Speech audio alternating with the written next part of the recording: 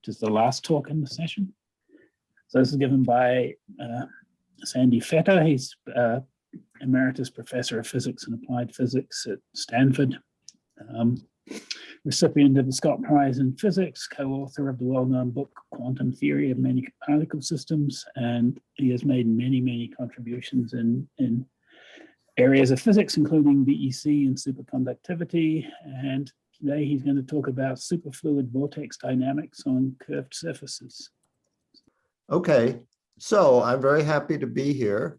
This is work that I've done over the last 5 years, maybe.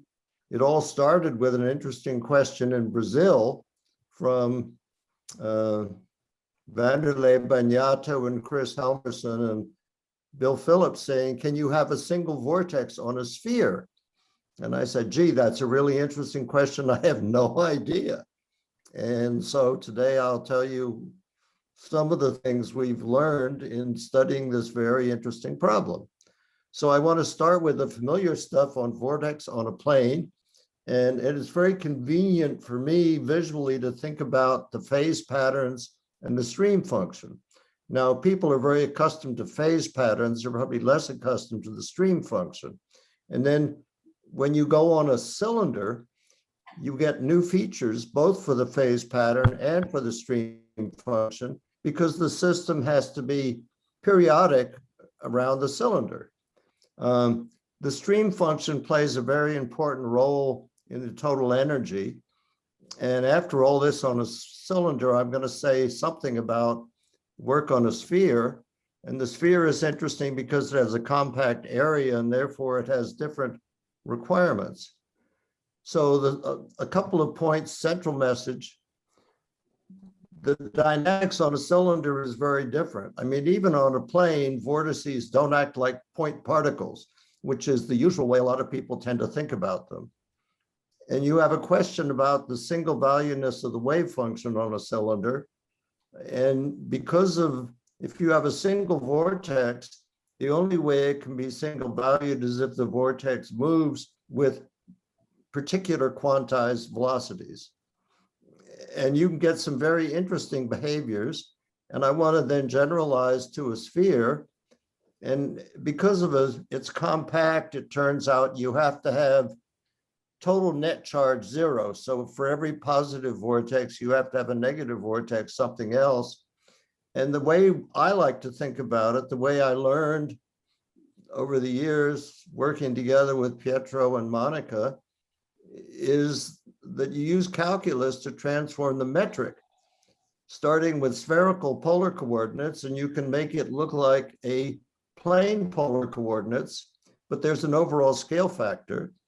And this transformation makes it look like you're dealing with a plane, and we know all about how to solve the problem on a plane. So let me start with a single plane. The first point is that the vortices move with the velocity given by the other vortices. And so that leads to first order equations of motion, and that's very different from Newton's picture of point particles. And a way to see that is that X and Y coordinates of a vortex actually act like canonical variables. So they obey Hamiltonian equations, which are all first order. Now, the way we usually think about condensate wave functions is to write it as an amplitude and a phase, phi. And the phase determines the superfluid velocity. This was in this famous review article by Feynman in 1955. The velocity is h bar over m times the gradient of the phase, and m is the atomic mass. And this holds both for superfluid helium and for cold atomic gases. And with this, it leads to quantization of circulation. And all you need to do, most of the classical non-viscous hydrodynamics continues to hold as long as you make the vortices quantized. Now, in classical hydrodynamics, you usually think of getting the flow velocity from the gradient of what's called a velocity potential. And so we can think of Feynman's relation as giving you a quantum velocity potential, which is the phase, apart from a factor of h bar over m. Now, because the velocity is proportional to the gradient of a scalar, the flow has to be irrotational, except for singularities. And this leads to quantum mechanical restrictions on the flow. And this, of course, leads to this famous quantized circulation, which Onsager cryptically said was given in units of h/m, but he never gave a reason for understanding it. It just was obvious to him. Feynman at least explained why it works. Now, in many cases, the flow is incompressible, effectively. Superfluid helium is very incompressible. And in the Thomas Fermi limit of the GP equation, it's effectively incompressible. And so we can approximate it by saying that the flow is also divergenceless. And this is like magnetism. And so we can introduce a vector potential and write the velocity as the curl of A. Now, in 2 dimensions, you can simplify that and write the velocity as the normal to the plane across the gradient of some scalar function chi. And chi is called the stream function. Now, people are less familiar with the stream function, but if you can put these, it turns out, as long as you have these 2 chi and phi, you can put them together and make a complex function f of z, which is chi plus I phi. Various people define this with different factors of I, but this is convenient for our purposes. Now, the reason this is so powerful is that f is an analytic function of the complex variable z. And the Cauchy-Riemann equations for that statement are precisely the equations for the velocity components in terms of phi and chi. And you can combine them all together in a single equation that says that Vy plus Ivx is just effectively the first derivative of this complex function f. And the stream function is particularly physical from my point of view, because particles flow along the lines of constant chi, the streamlines. So let's focus on a single vortex in a plane. For a single vortex at the origin, the complex potential is just log z. And if you write z as r e to the I phi, then it's just log r plus I phi. And if you differentiate, f prime is 1 over z, and that immediately gives you, if you write it in real vector components, it's just the circular flow with a 1 over r dependence, which means that it's singular at the origin. Now, if you have a positive vortex at some point z plus, you just get log of z minus z plus, and then you differentiate. So you can say the derivative of the velocity, this complex function has a pole at z plus for positive values, and if it's negative vortex, it would be minus z minus in the denominator.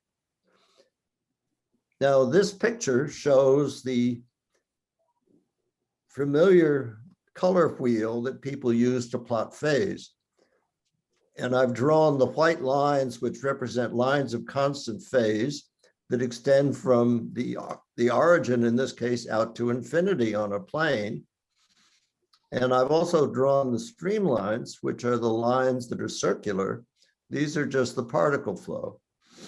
And one striking thing, and this is very generally true, is that the black lines and the white lines form an orthogonal set. So that, and whenever you do any contour, any conformal mapping, you end up with curved lines, but they always form an orthonormal set. The stream functions, the stream lines, and the lines of constant phase. Okay, so why is the stream function important? Well, we'll see that once you know chi, you can immediately write down the interaction energy of 2 vortices. And chi obeys a very simple and important equation. If you take the vorticity for a single vortex, if you take the curl of V, you get 0 everywhere except at the origin where it's singular, and it turns out you get a 2-dimensional delta function oriented perpendicular to the plane. And if you work this out in terms of the stream function, you see it obeys an inhomogeneous Poisson equation. Del squared chi is 2 pi times the delta function.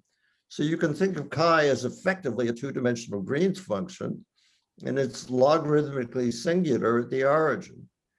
Now, this may not be so familiar, but if you remember, this is exactly the same as the electrostatic equation, except for a minus sign. And so I'm going to use this curly p, the script p, for the electrostatic potential. We've already used phi for the phase. And so P obeys the same Poisson equation, except it's got a negative sign. Now, how does the cylinder change the process? Well, I like to think of let x be the coordinate around the circumference and y be the long axis along the cylinder. And x can be written as the radius of the cylinder times the angle. And obviously, everything should be periodic if x increases by 2 pi r. Now, this is the same as taking a long strip of width 2 pi r in the vertical direction and running from minus pi r to plus pi r and making it periodic in x. So how can we include this periodicity in the complex variables? Well, what we need is the complex potential for an infinite one-dimensional array of vortices here. So you need the sum of an infinite, the derivative has to be an infinite sum of poles, a regular array. And this magically is one of the ones that you study in complex variables. It's a cotangent. And this is the answer in closed form. You can see that this function, if you look at it and look at its residues, you'll see it is an infinite series of poles, just like this. But now you know f prime, and you can integrate this thing directly to get the complex potential on a cylinder is the log of the sine of z minus z naught over 2r. And that's the answer. So now you know essentially all about it. And we can think about this as another way. If we take a general complex function f, the log of f has a positive 0 for each 0 of f of z. Now, the sine has zeros at 2 pi n r, where n's an integer.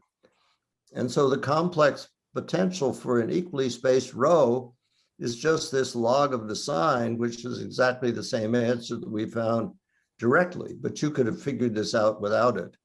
Now, this is actually a famous old result from the 19th century. It's in Lamb's hydrodynamics. And this is a perfectly correct complex potential for a classical vortex array. But there is a quantum problem, and this is what is interesting. Sine of z over 2r is only periodic for 4 pi r shifts. It's actually anti-periodic if you increase it by 2 pi r, because you increase the sine by only half a period. And so the phase phi on a cylinder, if you take this imaginary part of this sine function, it's anti-periodic over 2 pi r. Now, the phase is supposed to be periodic on going around the cylinder once. And so this is a serious problem, but it turns out there's a relatively simple solution. And this is what took a fair amount of time to figure out, but it's actually very interesting. So this is the phase plot that you get from taking the imaginary part there. And you can see it's obviously not periodic because the colors are different on the right and the left. Now, if you extend this for another period, you'll find it's periodic over 4 pi. If you integrate in this direction, you'll get a minus pi. And if you integrate in this direction of the phase, you get a plus pi change. you go around like this, you get 2 pi, which has to be so because you've enclosed the vortex. Now, how do we make this single valued? Well, you can remember that the velocity is the gradient of the phase.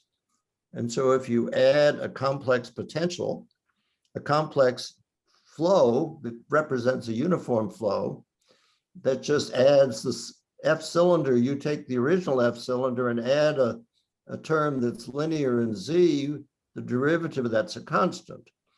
And this adds a constant flow. And now if you do your calculation of integrating along here and along there, you find you get the original values plus or minus pi, but you get a 2 pi times C. And you can make the circulation around the cylinder anything you like by varying C. So by making the vortex move, you can change the total circulation. And if you choose C as plus or minus a half, you find the vortex moves with a quantized flow, and it's single valued. And here are the phase plots for C equals minus a half and C equals plus a half. And you can see this pattern is single valued because the color here is the same as the color here.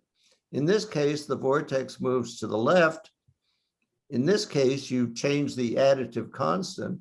The vortex goes around like this, so it flows to the right. And in this case, the color here is the same as the color here. So by making the vortex move, you have indeed gotten to a single valued wave function. Another way of thinking about this is to say, well, you really have, these phase lines have to either go all up or they have to go all down, but that represents the phase lines end way up here or way down here at another vortex with the opposite sign. And then they move because of the other vortex. And that's an alternative picture for the same thing. Okay, so now why is plus or minus a half so special? Well, if you add this linear term, you get log sine plus or minus IZ. But you notice the last term is the same as log of E to the plus or minus IZ. And these terms can be combined with a sign, so you end up with a log of e to the plus or minus IZ over R minus 1. And this is single valued. This is a single valued function. This potential, it was a conformal mapping introduced by Jason Ho and Huang in 2015 in a paper. And they point out that the choice plus or minus 1, there are only 2 choices for this conformal mapping from a plane to a cylinder. As far as I know, this idea of induced quantized vortex motion on a cylinder has not been discussed previously. Okay, so now I want to talk about the stream function a little. The stream function is the real part of that function. And if you take the stream function, you see you get very interesting properties on a cylinder. The stream function is periodic, even though the phase is not. And you can see, this is for a stationary vortex. You can see way up here, the stream lines are almost constant, which means at this point, the flow is uniform to the left, and down at the bottom, the flow is nearly uniform to the right. So the point is that very far away, this looks like it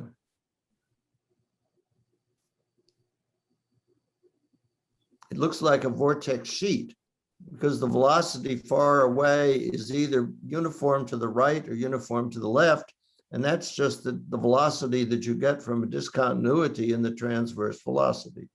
And the point is that when you're very far away, the periodic array of vortices looks like a uniform vortex sheet because you can't resolve the individual vortices.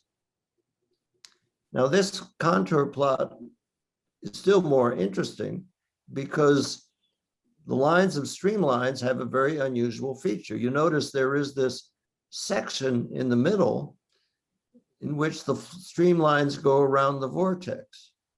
And then you get this thing called a separatrix between them. And outside, the streamlines circle the cylinder, but not the vortex. So you get two topologically distinct classes of streamlines, those inside, which encircle the vortex, and those outside, which circle the cylinder. You've probably seen this picture before. It's the phase plot of a classical pendulum. Inside the separatrix for the pendulum, the particle just oscillates.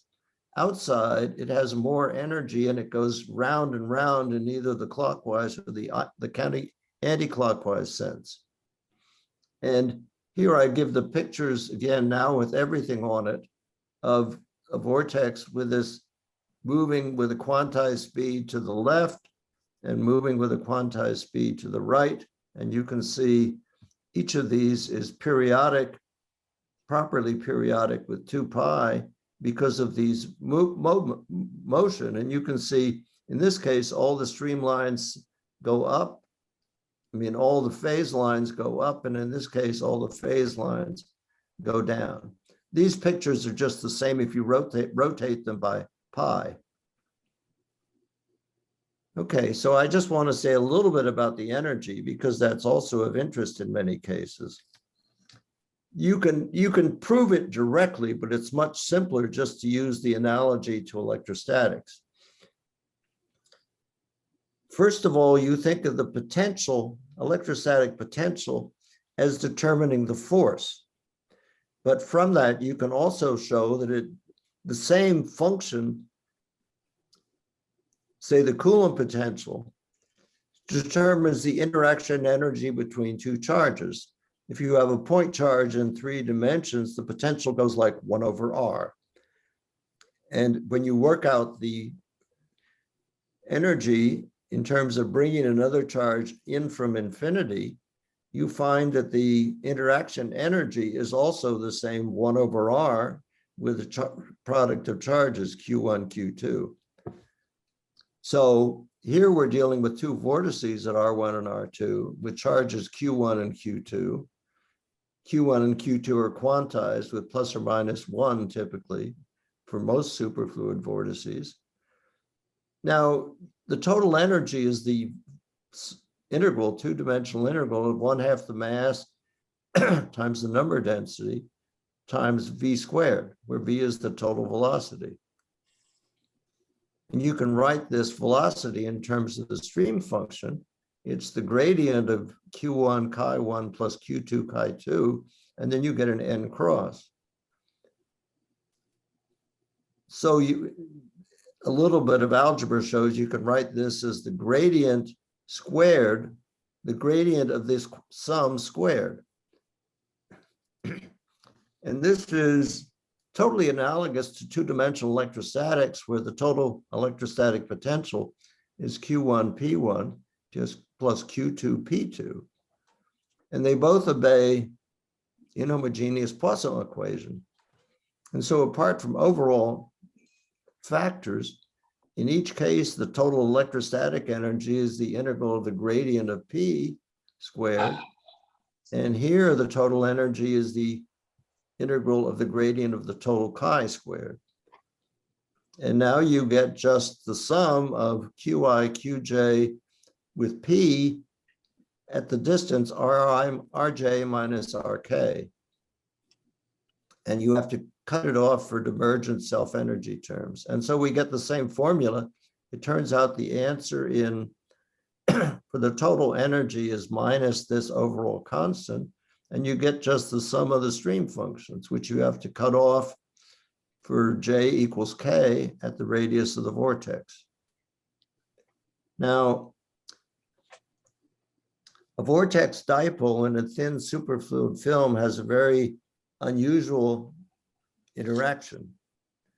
And the energy of two vortices plays an important role in what's called the BKT physics.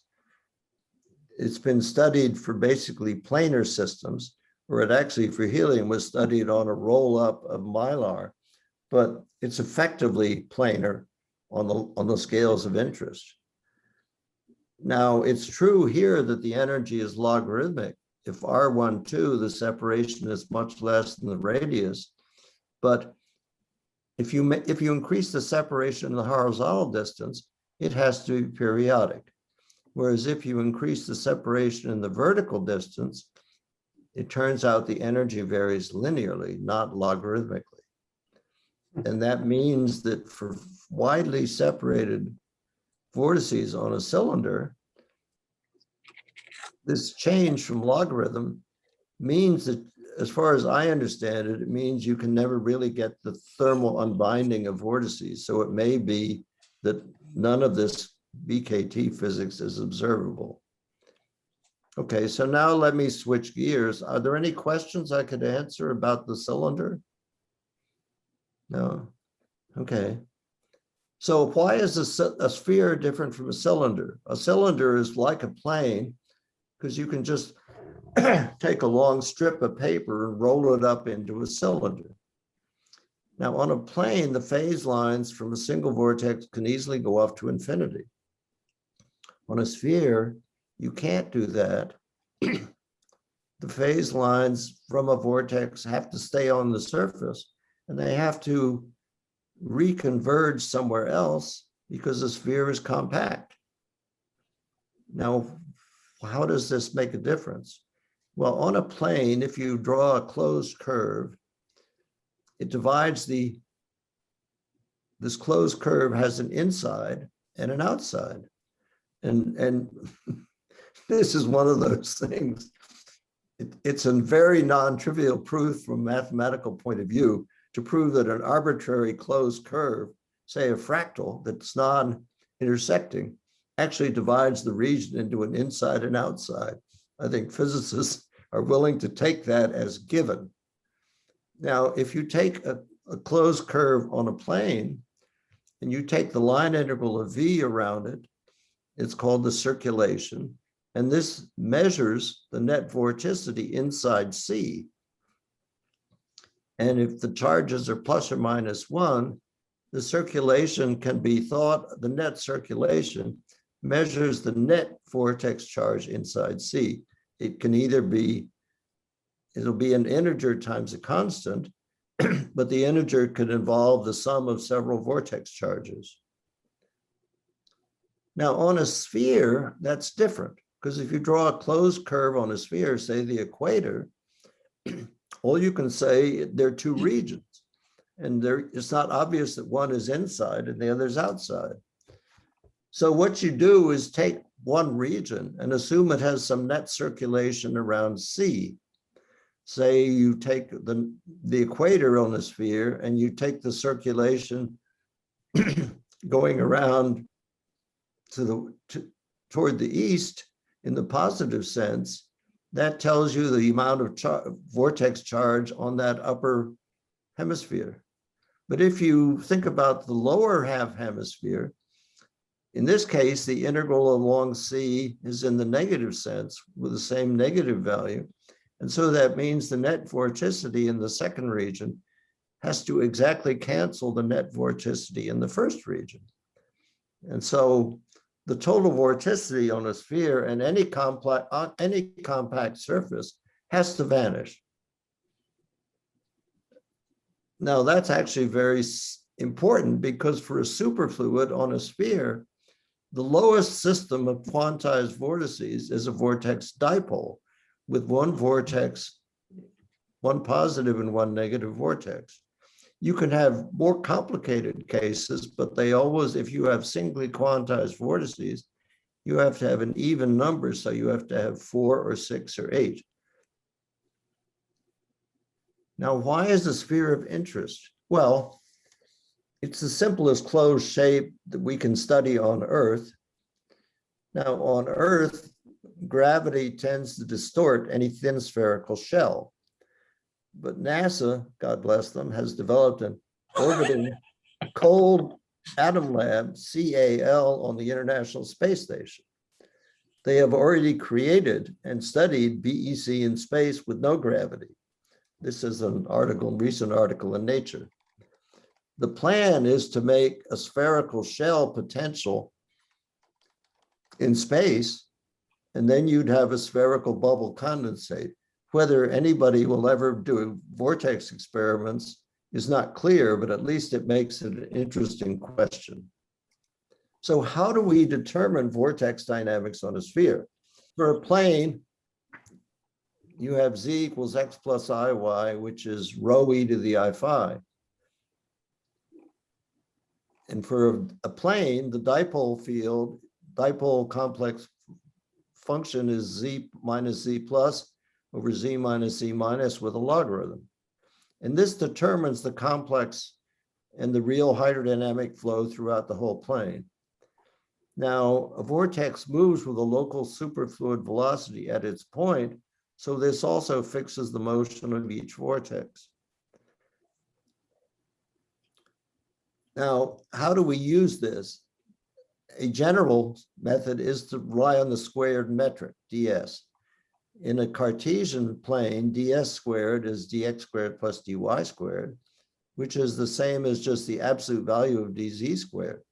In plane polar coordinates, you get ds squared is d rho squared, where rho is the magnitude of the length of the vector and phi is its phase. So you get d rho squared plus rho squared d phi squared.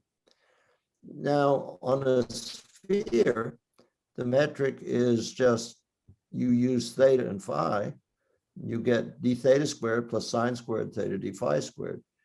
Now we want to change variables to make this look more like this. And how do we do it?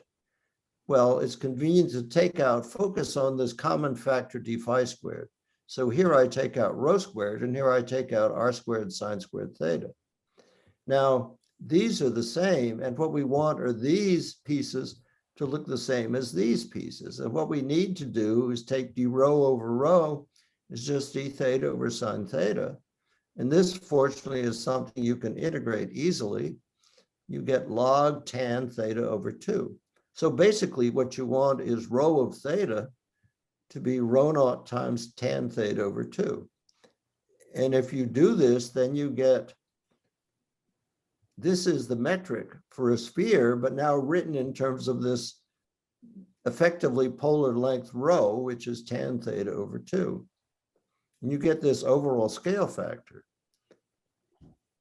Now, in order to understand this, this is actually usually derived through stereographic projection. If you start at the south pole of a sphere, take an arbitrary point on the sphere, draw a line from the south pole through this to a plane, you get to a distance p prime, a point p prime. And this distance, just by simple geometry, is tan theta over 2. So that's the same answer as we got. The important point is the metric method applies in general to any axisymmetric surface, such as an ellipsoid of revolution or a torus. And as far as I can tell, the method of projection only holds for a sphere.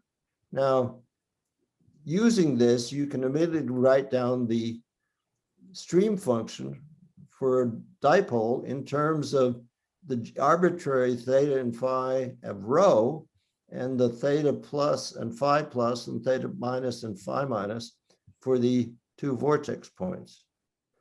And I won't go through the algebra, but with a bunch of transformations, you end up with a very simple thing that the stream function involves the log of the sine of the angle between two unit vectors. You have a unit vector r and another unit vector at r plus. The dot product of them is cosine of gamma plus or gamma j. And that's what you get in this result. So this is a picture calculated with that, with a vortex at the North Pole and a vortex on the equator, I guess at pi over 2. And you can see locally, those streamlines are little circles, but as you move away, they deform, and the flow is a straight line on the great circle between the two vortices. So you can also work out the velocity field, and you can work out the flow, and I'm not going to write it down, but this is if you take two vortices that are symmetrically placed around the equator at an angle theta and pi minus theta, this is the speed at which they move, h bar over 2mr times the tan theta, and it moves in the azimuthal direction. Now, as you go up very close to the pole, theta goes to 0, and you get, these are at rest, which is if you make them exactly at the poles, they don't move. On the other hand, as you get near the equator, theta goes to pi over 2, and this gets very large. And so these results are all known in classical hydrodynamics, but I think this derivation is something that can be generalized for other surfaces. Here we show the trajectories of a vortex dipole, and you can see that they move, they process together around the great circle that midway between them. And that's basically all you need to say. Now, you can generalize this to unusual axisymmetric surfaces. A sphere has a constant Gaussian curvature 1 over r squared.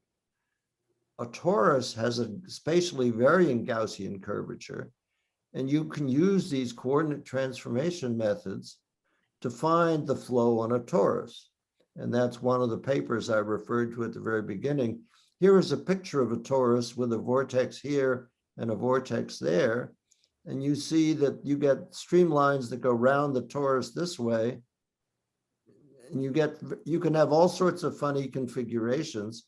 And we have a paper where we studied this in detail, including, it's actually interesting, the transformation, because it goes back to a paper from 1875 by Kirchhoff, who was interested in the study of electrofluids, conducting fluids, where you put a positive source of charge in one point and the negative source of charge on the other point. He originally did this for a sphere, but then he gave the transformation that takes you from a sphere, something like it, to a torus. And we use that to figure out these kind of relations. Anyway, so that's an interesting story in itself.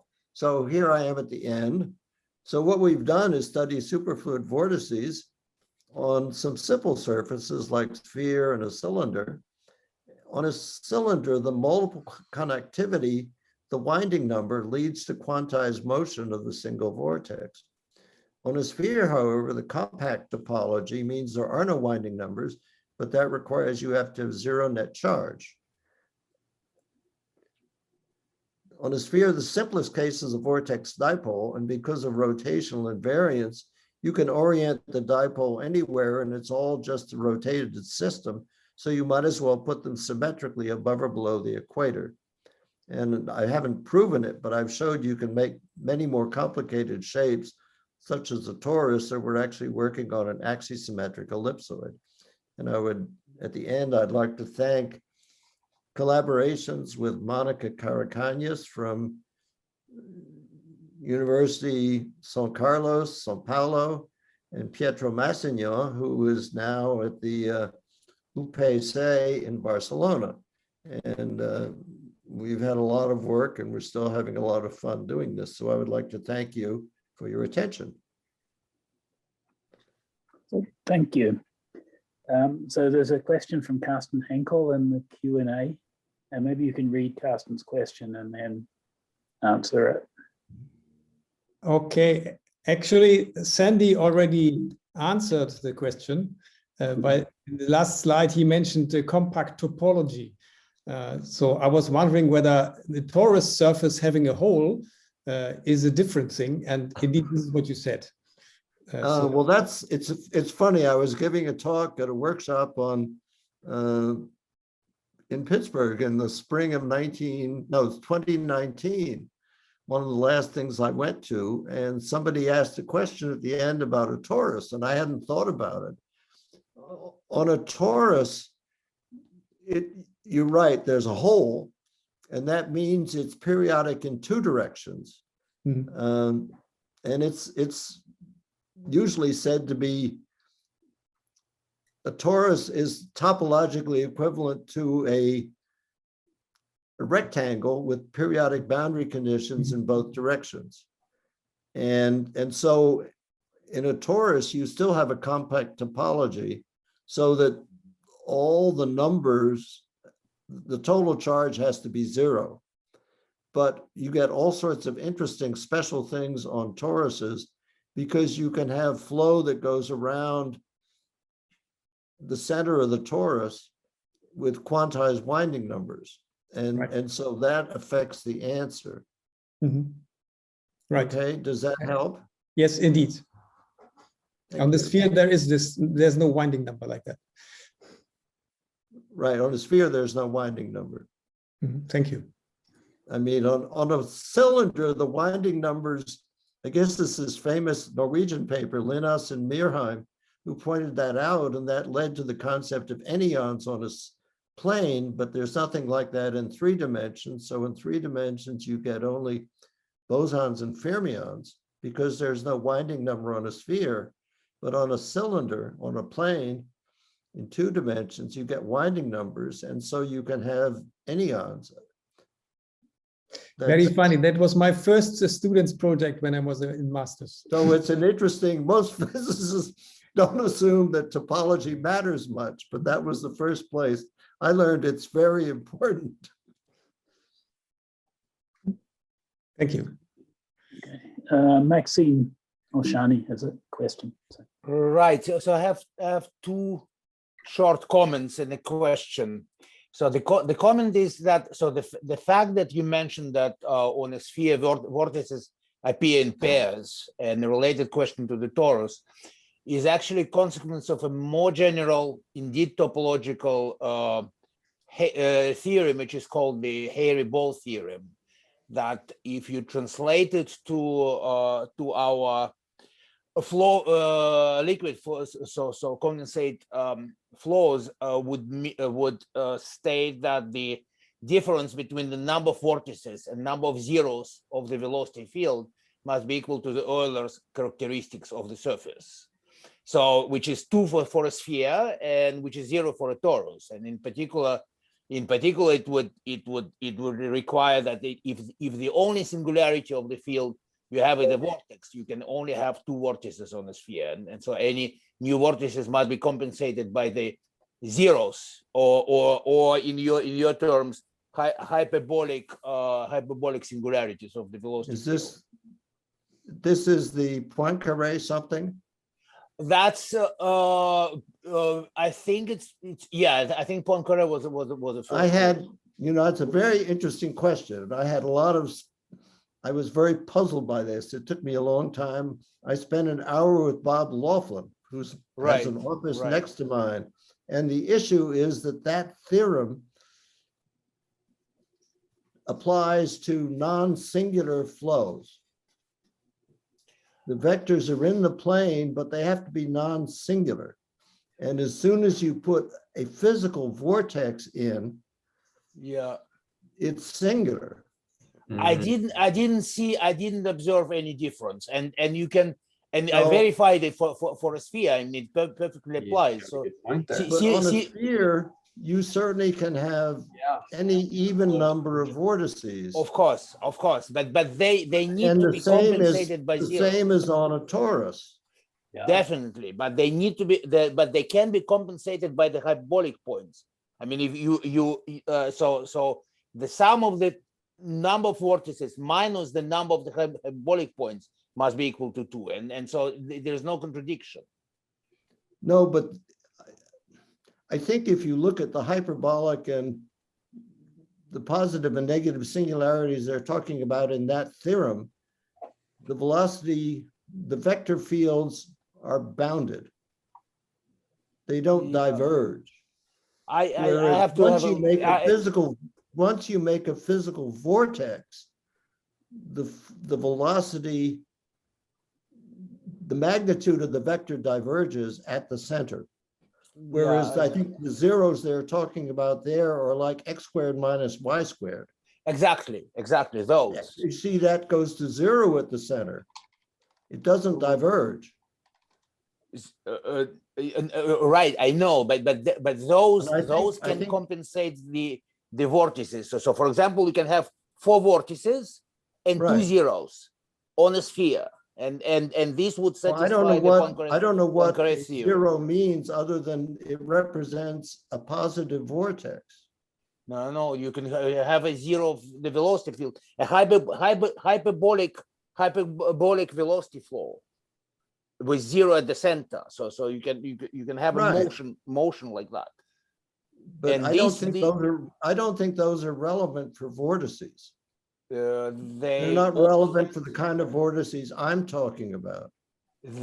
So these hyperbolic singularities allow you to satisfy the Poincaré theorem on the sphere. You can have any number of vortices you want, and then if you subtract the number of hyperbolic zeros, you have to get 2. So this gives you a freedom of having many vortices on a sphere. I mean, there's no contradiction. And this topological theorem, I mean, so it looks at the velocity field itself. It actually doesn't care much whether the singularity is really singularity or just a zero. But I mean, there's Well, no contradiction. Bob Laughlin told me that the Poincaré theorem requires that the vector field everywhere be bounded. I have to that fails at a, I mean, you're using vortex to mean a hyperbolic singularity, but I mean a vortex to be a 1/r singularity in the velocity field. No. And that's unbounded at the origin, it's singular. There are 2 kinds of singularities. There are vortices and there are hyperbolic zeros. I think you're using the term that's used for like magnetism in a plane. Yeah. Whereas I'm talking about hydrodynamic flow, which is divergent.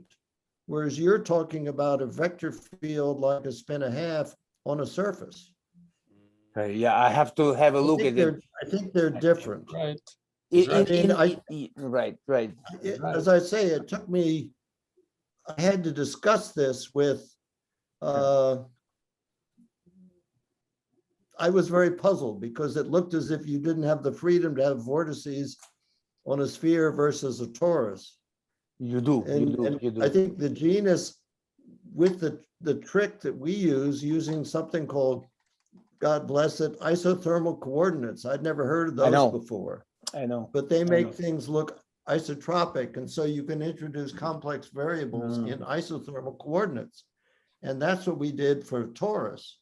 But that gets rid of the genus problem, but you still have the same issue of creating a complex function. In that case, because it's doubly periodic, it had to be ratios of Jacobi theta functions, which was also very interesting. I learned a lot. There's no contradiction, but I'll have a look at it. Yes, right. Okay. And did you have any, was that all what, or you had something else? Can I have one more comment, which is really quick. So whatever these topological niceties are, so what I was disappointed to realize was that if you rotate too fast, you have to get to the Abrikosov vortex, Abrikosov lattice somehow on a sphere or not. And on an Abrikosov lattice, there are whole lines of zero velocity fields that kill all the topological niceties because you basically get disconnected areas of space separated by zero velocity lines, and this makes topology slightly less relevant. So that's what I want to say. I can't give you references, but in connection with the quantum Hall effect, for many purposes, it's simpler to study a sphere. Right. And then you assume you have a giant monopole at the center of the sphere, with Right. the magnetic field propagating outward uniformly around the surface of the sphere. And you Okay. get something like presumably an Abrikozo vortex lattice, but you can't make a hexagonal thing that's closed and simple on a sphere. I don't know what the shape has to be, Okay. just because it won't be flat. Okay. I don't know the answer to that. Okay. Okay. Thank you. And Carsten Henkel had one more comment, and so Carsten, make that, and then we'll wrap this up. Oh, just a stagnation point, that's fine. And it was just to translate the discussion between Maxim and you. So Michael Berry Thank you. called these stagnation points.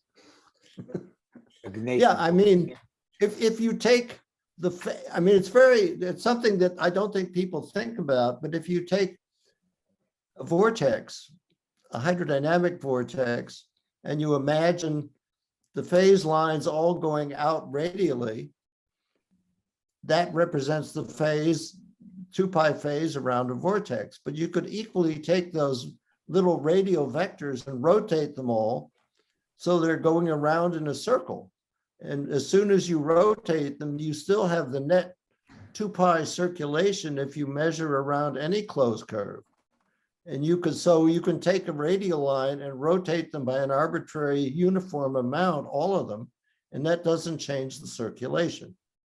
So, and I came across that in the context of superfluid helium-3, where often instead of having each particle just having a phase, each particle has a little vector associated with it or other kinds of things. And crystals. you have to get these physical pictures and play a much more important role. Anyway, that's irrelevant for this, but that's helpful. Thank you. Okay, so I think we need to bring the formal discussion to an end.